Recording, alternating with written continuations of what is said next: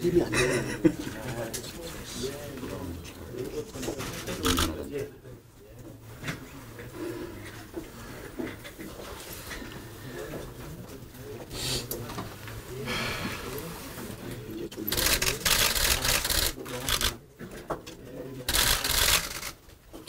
그래도 그림이 안 돼. 집어로 그림이 안 되네.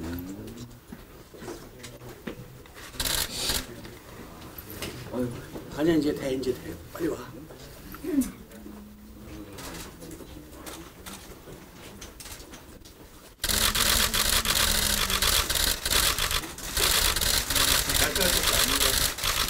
여기다 해야 되나요?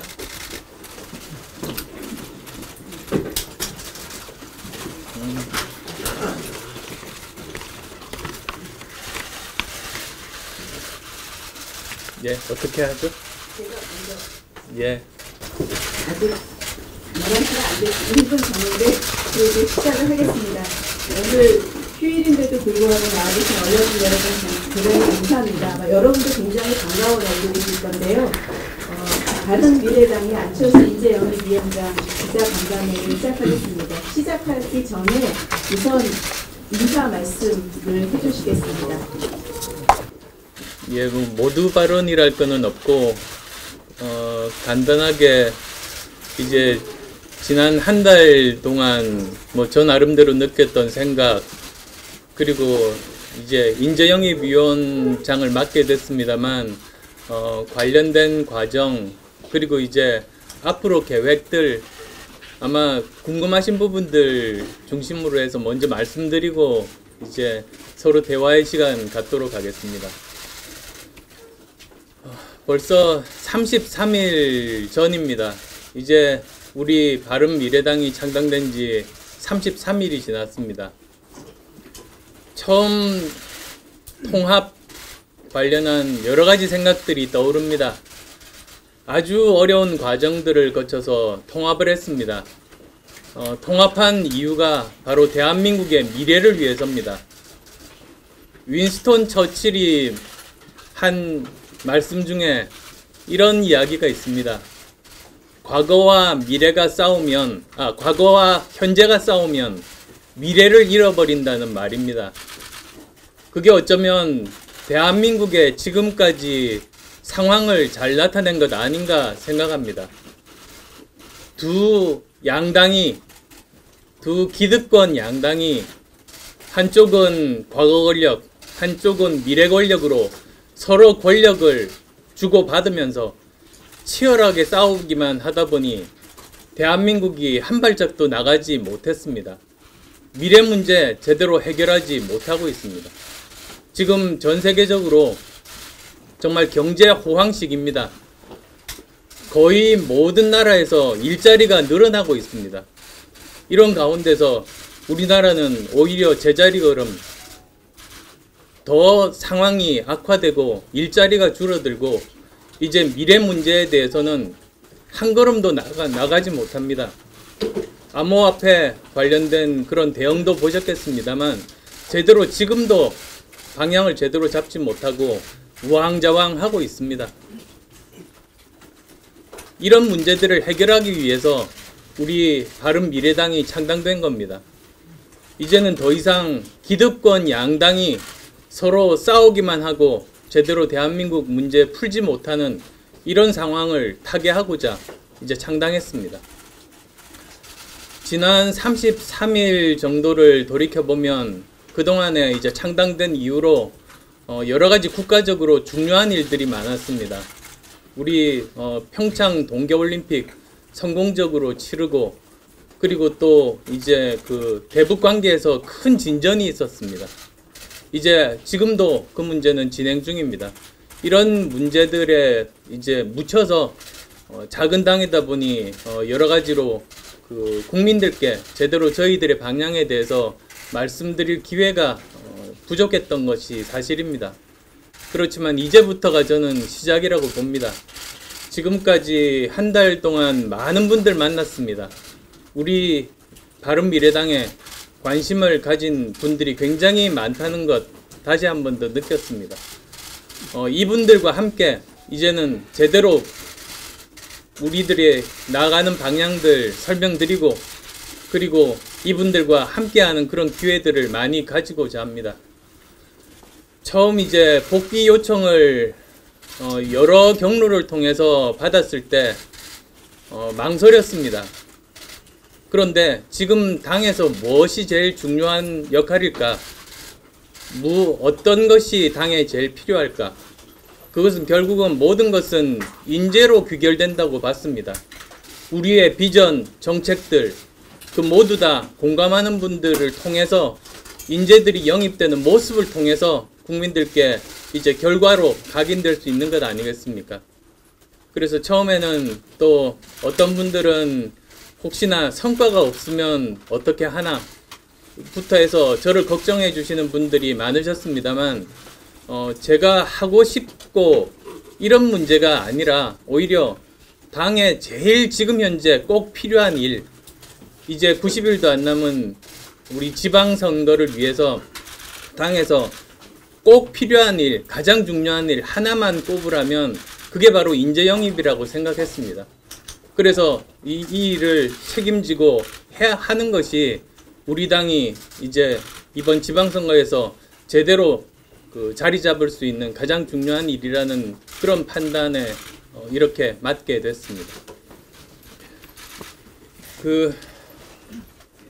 어떤 인재들을 이제 영입할 것인가? 가장 간단하게는 가장 중요한 건 두 가지 아니겠습니까?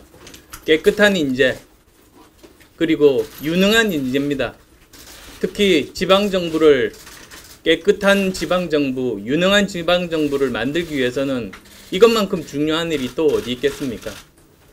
저희들 바른미래당은 이제 새로 태어난 그런 정당이고 미래를 책임지는 정당이라고 제가 말씀드린 만큼 다른 두 당에 비해서 훨씬 더 엄정한 그런 기준으로 인재들을 영입하고자 합니다. 그래서 클린 서약까지도 저는 받을 생각입니다. 즉 어떤 인재에 대해서 그 사람이 문제가 없는지 이제 여러 가지로 검증하고 그리고 또 본인이 스스로 나는 문제가 없다는 서약을 하도록 하고 그리고 만약에 이제 추후에 문제가 발견된다면 전적으로 당의 결정에 따르겠다는 그 서약이 바로 클린 서약입니다. 그런 인재들 영입하도록 노력하겠습니다. 그래서 이런 앞으로도 아마도 이제 그동안 제가 한 달 동안 만나 뵀던 분들 이제 한 분씩 또는 뭐 그룹으로 여러분들을 이제 선보일 그런 기회를 앞으로 가질 수가 있을 겁니다. 이 정도가 이제 제가 드릴 수 있는 그런 말씀드렸습니다. 그럼 이제 본격적인 질의응답 시간으로 들어가겠습니다. 언론인 여러분 잘 아시겠지만 질문하시기 전에 소속과 성명 말씀해 주시고 질문해 주시면 되겠습니다. 손을 들어주십시오. 네, 이데일리 김세윤 기자입니다. 인재영입위원장을 맡으시면서 내각에서는 이제 당에서 요청한 민생위원장이 아니라 맡아서 서울시장 출마 가능성이 높아졌다라고 보시는 분들이 있고 안전대표께서는 당에서 요청한 걸 받아들였기 때문에 약간 더 부정적이다라는 얘기가 있는데요. 실제 본인의 의사가 어떠신지 서울시장 관련은 네. 지금 현재는 인재영입위원장으로 이제 일을 시작하게 됐습니다. 그러면 인재영입의 그 결과들을 만들어서 보여드리는 것이 가장 중요한 일 아니겠습니까? 그게 당 전체로도 가장 중요한 일입니다. 따라서 저는 당분간 이제 인재영입 일에 집중하고자 합니다. 당분간 인재영입 결과를 보여드리도록 하겠습니다. 열심히 집중하도록 하겠습니다. 다음 질문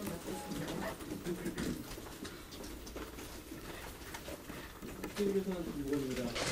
그동안 바른미래당 지지율이 정체 하락하면서 인재 영입이 어려워질 것이다, 어렵다는 내용이 당내에서 많이 제기가 되는데요. 대표님, 그 위원장님께서 한 달 동안 많이 만나보시면서 또 그런 분위기는 없었는지, 그리고 어떤 분들과 접촉하면서 어떤 얘기를 들었는지 좀 소개 좀 해주십시오. 뭐 지지율 때문에 걱정하는 분들도 계십니다만, 또 다른 한편에서 그 우리 당이 가진 비전, 노선, 방향에 동의하시는 분들을 굉장히 많이 만날 수 있었습니다. 그리고 만약에 그 우리 당의 방향과 본인의 생각이 방향이 같다면 어렵더라도 함께 도전하는 것이 더 옳은 일 아니겠는가라고 생각하는 분들이 굉장히 많습니다. 그래서 이제 인재영입 위원장을 맡은 이 순간을 기점으로 해서 이제 그분들 적극적으로 이제는 우리 당과 함께 할 수 있도록, 그리고 또 여러분께 소개시켜 드릴 수 있도록 열심히 성과로 보여드리고자 합니다. 네, 전남의 예, 매일경제 이윤식 기자입니다. 지금까지 그 인재 영입 모색 많이 하면서 일부는 참여 의사를 밝힌 것으로 이렇게 들었는데, 어떤 분들, 그러니까 어떤 종류의 분들, 어떤 점에 방점을 찍어서 모셨는지 간략적으로라도 듣고 싶습니다. 예, 아까 말씀드렸듯이 가장 중요한 기준은 깨끗한 인재, 그리고 유능한 인재입니다. 그런데 이제 그분들 중에서 보면 깨끗하고 유능하지만 일반에 널리 알려져 있는 분도 계시고 그렇지 않은 분들도 계십니다. 이제 그 지방선거다 보니 4,000명 정도가 이제 공천을 해야 됩니다. 그러면 굉장히 많은 분들이 필요합니다. 지금 우리 당 내에서 좋은 구성원들도 많지만 그 숫자가 4,000명에 이르지는 않습니다. 출마 결심을 한 분이 아직은 그 정도가 되지 않습니다. 그래서 정말로 많은 분들이 필요합니다. 특히 아마도 이제 언론에서 관심을 가질 만한 분들도 계십니다. 그런데 이제 그분들은 나름대로의 그 시기, 맥락, 그 다음에 또 그 역할에 대해서는 아주 그 세밀한 그런 조율들이 필요합니다. 그래서 그런 분들은 조금 시간은 걸릴 수 있습니다만 아마도 언론의 관심을 가질 만한 분들도 계시다는 점 말씀드리겠습니다.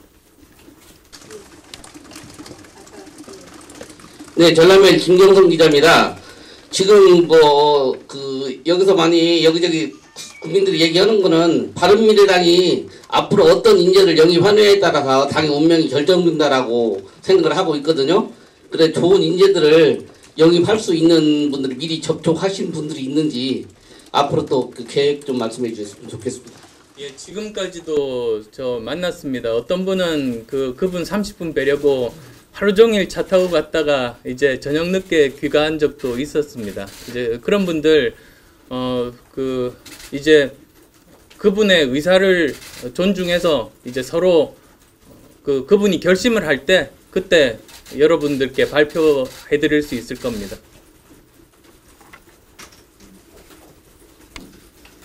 SBS 최고은 기자입니다. 유능한 인재 영입도 중요하지만 있는 좋은 인재 잡는 것도 되게 중요할 텐데요. 원희룡 지사 거취가 계속 나옵니다. 설득 작업을 하고 계시나요? 네, 지금까지 아직 저는 개인적으로 이제 창당된 이후로는 아직 만나 뵙지는 못했습니다. 그렇지만 이제 같은 당에 소속한 분이시고 정말로 유능한 분이시기 때문에 이제 아마 조만간 만나서 또 허심탄회하게 서로 고민들 나눌 기회가 있으리라고 생각합니다.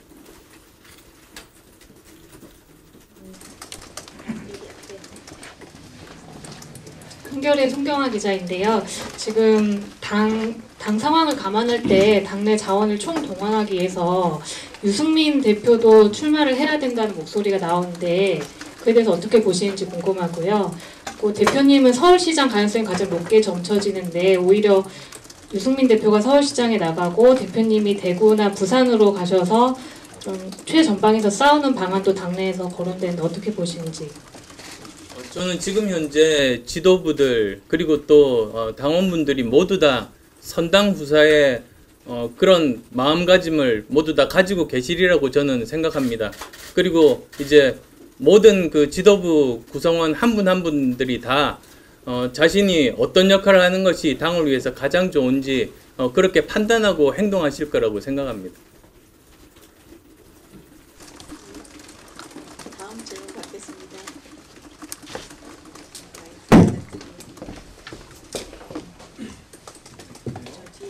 예, 머니투데이 김민호입니다. 대표님 좋은 인재 영입하시는 거 많이 구상 중이라고 하셨는데 혹시 중점적으로 좀 공을 들이는 지역도 중요할 것 같아요. 그래서 이번 선거에서 좀 중요하게 생각하고 계시는 지역으로 말씀해 주신다면. 제가 특정 지역을 집중적으로 이렇게 관심을 가지고 접근하진 않았습니다. 아까 말씀드린 것처럼 그 전국에 걸쳐서 좋은 분 그리고 의사가 있는 분이 있다고 하면 저는 하루 종일이라도 시간 내서 달려가서 이제 그분 뵙고 설득하고 지금 그렇게 하고 있었습니다. 앞으로도 더 열심히 그렇게 뛰도록 하겠습니다.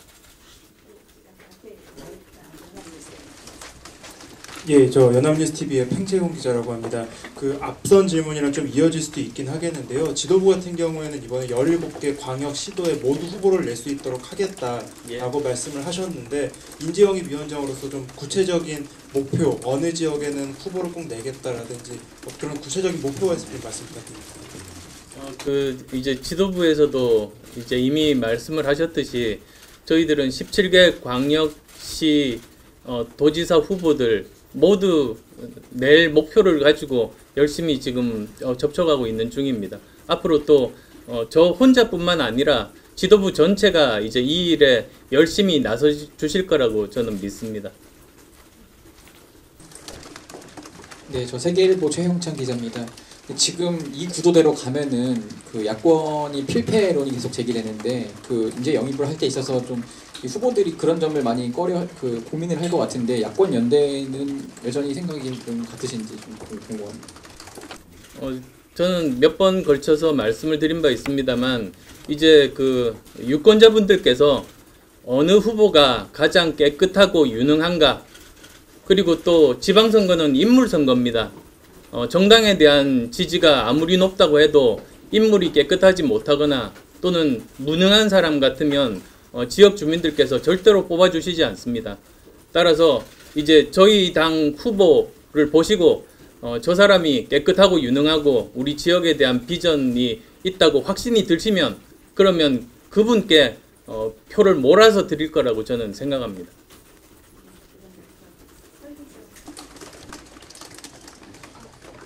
방금 했던 질문이랑 좀 비슷한데요. 그래서 대표님은 이번에 독자적으로 바른미래당이 선거를 끝까지 치러야 된다고 생각하시는지 아니면 필요하다면 야권 연대, 다른 야당과 연대가 필요하다고 보시는지 여기에 대해서는 어떻게? 저는 유권자분들이 그 자격이 되는 그 후보에게 표를 모아서 주실 거라고 저는 믿습니다.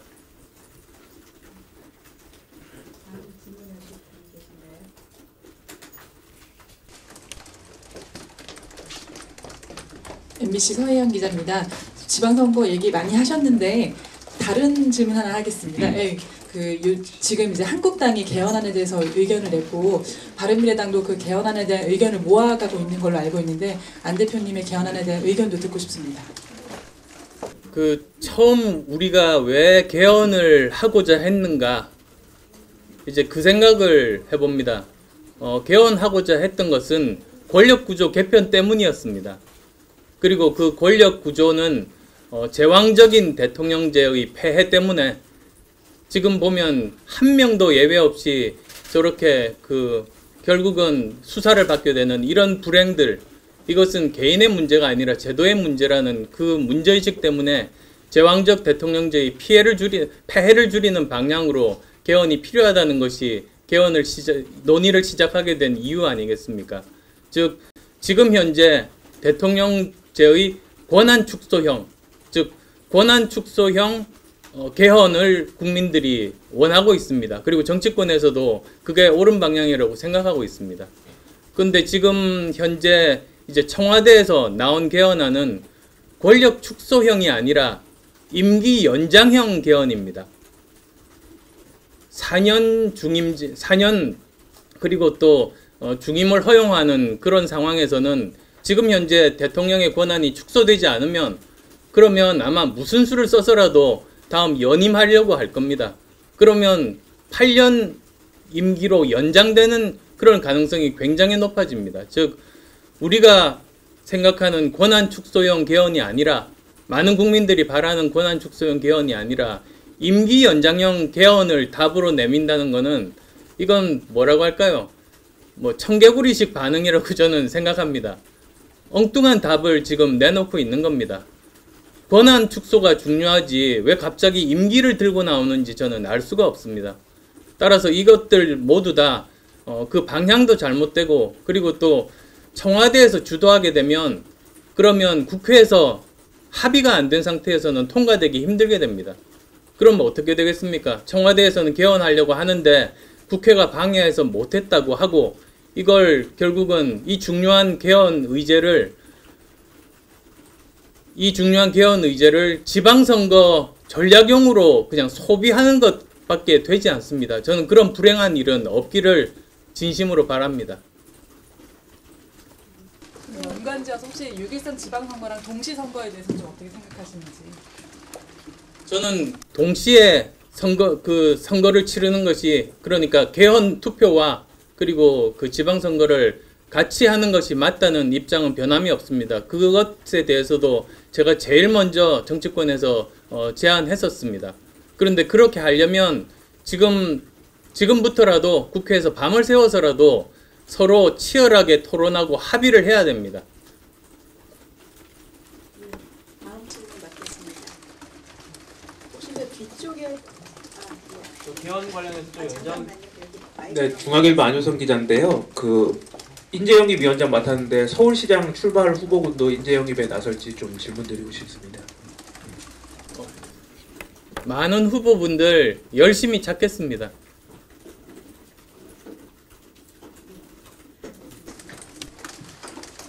네, 개헌 관련해서 좀 연장 질문 드리겠습니다. 국민의당 시절에 당론, 그러니까 이원 집정부제를 선호하는 이원 집정부제를 담은 당론은 아니지만 또 합의안이 있었다고 들었는데요.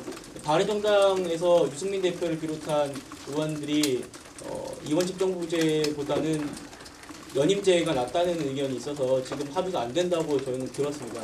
이 부분에 대해서 어떻게 생각하시고, 대표님 그럼 권력 축소형 말씀하셨는데 연임제도 가능하다고 보시는지 아니면 이원 집정부제로 가야 된다고 보시는지, 그 권력 구조에 대한 명확한 좀 답변을 좀 부탁드리겠습니다. 제 입장은 일관됩니다. 권한 축소형, 그러니까 지금 현재 제왕적인 대통령제에서 권한 축소하는 방법이 세 가지가 있습니다. 하나는 완전히 국회에다가 권한을 넘기는 의원 내각제가 있고, 또 하나는 이원 집정부제가 있고, 또 하나는 권력 축소형 대통령제가 있습니다. 사실은 대통령 임기는 완전히 그것이 결정된 다음의 일입니다. 지금 정부에서도 그걸 들고 나오는 이유가 이게 완전히 논점을 흐리고 호도하기 위한 그런 목적입니다. 그 의도가 굉장히 불순합니다. 사실은. 우선 그 세 가지가 있습니다만 지금 현재 국민들이 국회에 대한 신뢰가 아주 낮아서 저는 지금 의원 내각제로 가는 것은 불가능하다고 저는 봅니다. 그러면 이제 나머지 두 가지가 남습니다. 권력 축소형 대통령제, 즉 지금 5대 권력을 모두 다 가지고 있는 그 대통령의 권한을, 그 중에서 예를 들면 예산권, 인사권, 감사권, 입법권, 그리고 행정부의 집행권까지 이 다 가지고 있는 것을 행정부 집행권만 남기는 정도의 그런 개헌이 필요하다고 저는 보고 있습니다. 이제 그런데 우리 당은 지금 현재 작은 당입니다. 그래서 저는 현실적인 방법은 권력 축소형 대통령제 또는 이원 집정부제 둘 사이에서 저는 유연한 입장을 갖는 것이 옳다. 즉 저희들은 열심히 중재를 해서 그 둘 중에 하나는 반드시 관철시키는 그런 입장을 취해야 된다. 그것이 우리 당의 입장이 돼야 된다. 왜냐하면 어느 한쪽을 저희가 고집할 때 자칫 전체가 통과되지 않을 수도 있지 않습니까?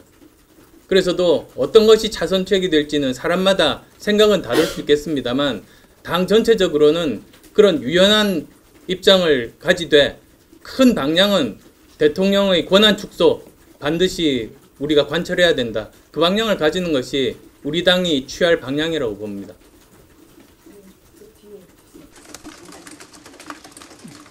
네, 안녕하세요. 지방선거 계속 얘기 나와서 다른 시사위크 최영훈이라고 합니다.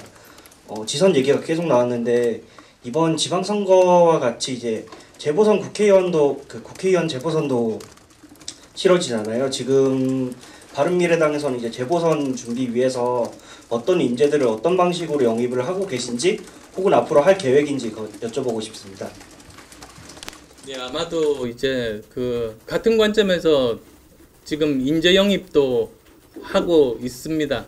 그래서 지금 이제 지방선거 출마자도 물론입니다만 국회의원 재보궐선거 출마 대상자들도 깨끗하고 유능한 인재 관점에서 그리고 꼭 이제 그 영입할 때는 클린 서약을 받는 그런 조건으로 열심히 지금 접촉 중입니다.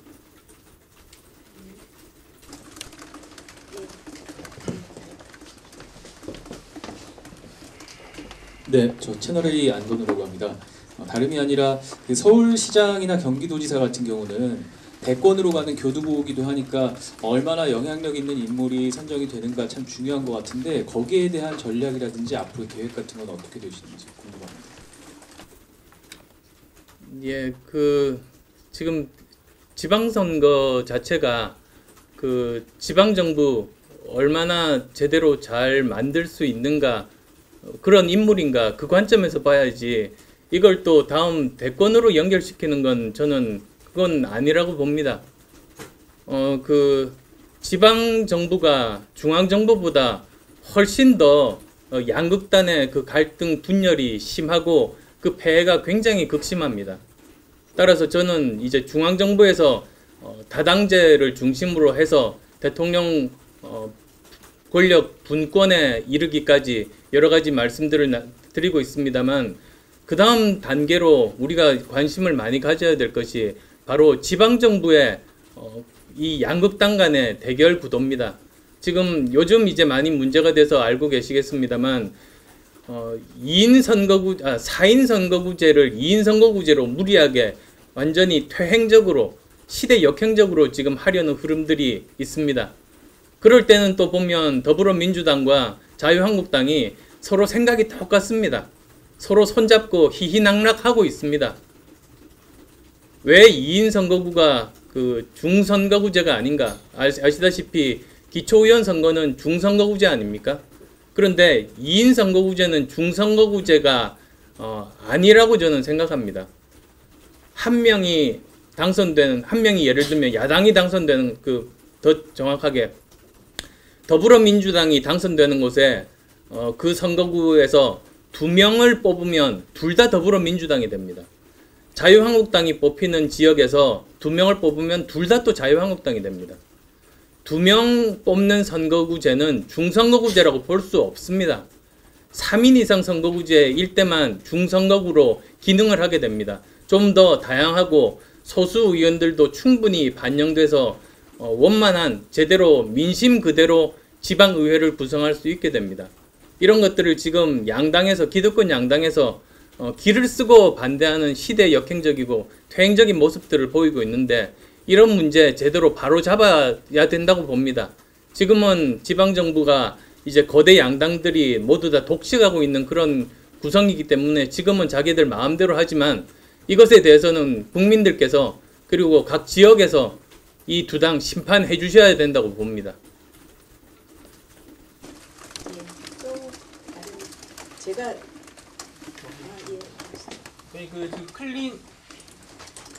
클린 서약 말씀하셨는데요.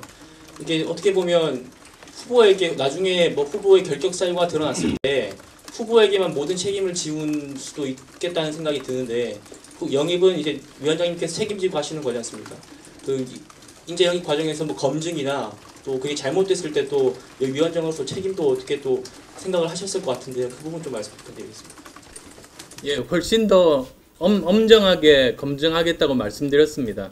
그리고 또 덧붙여서 이제 본인의 그 약속, 그것이 바로 클린 서약입니다. 본인이 문제가 없다고 자기 스스로 확신한다. 그렇게 이제 그 클린 서약을 받고, 그리고 추후에라도 어떤 문제가 생기면 그것 역시 제대로 평가해서 당의 결정에 전적으로 따르겠다. 그것이 제가 생각하는 클린 서약입니다. 제가 다른 질문 거의 하신 것 같은데요. 제가 사실은 수석 대변인 하면서 최근에 안 대표님 관련해서 질문을 많이 가지고 그 중에 하다가 네덜란드 왜 가셨는지, 가서 뭐 하셨는지 저도 아직 못 들어서 그 말씀 해주실 수 있으실까요? 제가 전화를 굉장히 많이 받았는데 답을 못 드렸어요. 대변인 질문입니다. 그 사흘 동안 하루는 경제에 대해서 암스테르담 중심으로 하루 종일 열심히 현장들을 둘러봤습니다. 그리고 또 하루는 거기에 레이든 대학이라고 있습니다. 네덜란드에서 가장 오래된 500년 정도 역사를 가진 대학이고, 거기서 또 제일 좋은 대학입니다. 그 대학 하루 종일 있었고, 그 다음 또 하루 종일 헤이그에 있었습니다. 거기 국제사법재판소에 한국인 재판관도 계십니다. 이제 그분 중심으로 해서 이제 거기 또 이준 열사가 돌아가신 곳입니다. 이제 그 장소들 다 이제 둘러봤습니다. 그런데 참 부러웠던 것이 인구가 1,700만 밖에 되지 않는데 수출 수입 우리나라보다 더 많습니다. 어떻게 하면 이렇게 작은 나라가 강한 나라가 될 수 있을까? 그걸 이제 보러 갔습니다. 그리고 지금 전 세계 경제가 아주 좋아지고 있습니다. EU도 좋아지고 있고, 미국도 좋아지고 있고, 일본도 좋아지고 있고, 왜 이렇게 우리와 주요 교역국들은 한 국가도 예외 없이 다 좋아지는데 우리만 지금 나빠지고 있는가에 대해서 어떻게 하면 이걸 해결할 수 있는지 해결 방법을 찾으러 사실은 간 겁니다. 거기서 또 무조건 4차 산업혁명 관련해서만 앞서가는 것이 아니라 네덜란드는 푸드밸리를 중심으로 해서 식품 산업이 그 나라를 먹여 살리는 중요한 산업 중에 하나입니다. 그리고 화훼 산업이 거기서 뭐 튤립을 포함해서 그런 꽃들도 많이 생산하지만 전 세계 서로 교역의 3분의 2 정도가 네덜란드에서 경매를 통해서 거래가 이루어집니다. 그런 국제 거래의 중심이기도 합니다. 그런 현장들 둘러보면서 우리나라 이제 경제 극복 방안에 대해서, 그 다음에 또 우리가 배울 점이 정말로 많은 창의적인 교육에 대해서, 그리고 이제 국제사법재판소를 포함해서 정말 제대로 된 글로벌 국가입니다.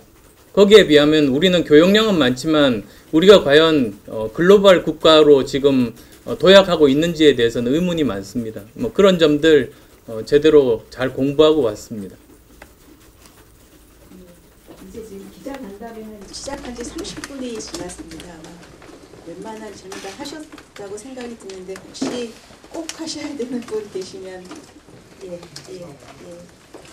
자생영주 유재욱자라고 합니다. 다른 게 아니고 이제 2월 3월 하면서 남북 관계만 진전이 있었고 이제 북미 정상회담까지 이제 5월에 얘기가 나오고 있는 상황인데 이제 안 대표님 직접적으로 이 부분에 대해서 말씀 들어본 적이 없어서 좀 어떻게 평가하고 계시고 어떻게 기대하고 계시는지 궁금합니다. 예, 이 대북 문제에 대해서 현 정부가 정말로 잘 끌고 갔습니다. 여러 가지 어려운 상황임에도 불구하고 여기까지 끌고 온 건 전적으로 정부가 잘한 것입니다. 거기에 대해서는 저는 정말 국민의 한 사람으로서 박수를 보내고 싶습니다. 그러면서 동시에 이제부터가 중요하다는 말씀도 꼭 드리고 싶습니다. 지금까지 북한과 여러 차례 협상하고 합의도 했습니다만 제대로 지켜지지 않았습니다. 거기에 대한 교훈들 모두 다 지금 현 정부 인사들 다 잘 알고 계실 겁니다. 그래서 그 부분에 대해서 다시 또 이번에 합의를 하면서 또 무산되는 일이 없도록 반드시 이번에는 성과를 낼 수 있도록 열심히 좀 잘해 주시라는 말씀도 드리고 싶습니다. 특히 이제 많은 국민들이 이번에 이제 대북 관련해서 기대도 많이 가지고 있지만 또 한편에서 또 많은 국민들은 우려의 목소리도 많습니다.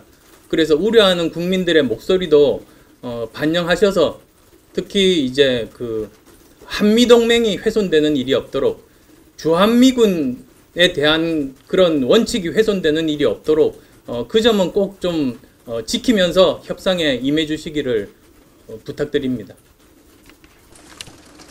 네, 이제 맞춰도 되겠죠? 하나만 마지막이요. 진짜 마지막입니다. 네, 홍준표 아니 그냥 괜찮아요. 홍준표 어, 대표가 성함이랑 SBS 말씀해 최고입니다. 홍준표 대표가 이사결정 법제처장 영입하면서 부발적인 발언을 했습니다. 안철수는 나와봤자 상명이다 이런 얘기를 했는데 어떻게 들으셨어요? 제가 출마할까봐 무섭다는 표현으로 받아들였습니다.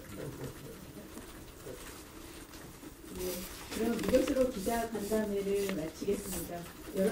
언론인 여러분께 감사드리고요. 오찬이 준비되어 있으니까 한 분도 빠지지 마시고 오찬 자리에 참석하셔서 더 얘기를 나누시면 좋겠습니다. 언론인 여러분 휴일에도 나오셔서 감사합니다. 예, 수고하셨습니다.